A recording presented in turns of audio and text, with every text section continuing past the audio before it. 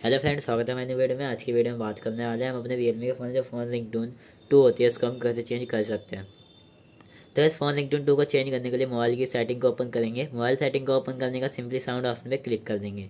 Sound option पे click करने के बाद गाइस हमको क्या करना है, जो फ़ोन रिंगटोन 2 है इस पर हमें क्लिक कर देना है। फ़ोन रिंगटोन 2 पे क्लिक करने के बाद यहाँ पे आपको बहुत सारी रिंगटोन सिंपली शो हो जाती है। रिलैक्स पे क्लिक करते हैं, क्लिक करने तो ओके पे क्लिक कर देंगे। तो गाइस हमारी जो फ़ोन रिंगटोन 2 है सिंपली चेंज हो जाती है। तो गाइस इस तरीके से फ़ोन रिंगटोन 2 को चेंज कर सकते हैं अपने रियलमी के फ़ोन में। तो गाइस आई होप कि आपको हमारी वीडियो पसंद आए तो वीडियो को लाइक, चैनल को सब्सक्राइब और बेल आइकन को दबाना ना भूलें। और गाइस मिलते हैं अगली वीडियो में, तब तक के लिए बहुत बहुत धन्यवाद। Thank you.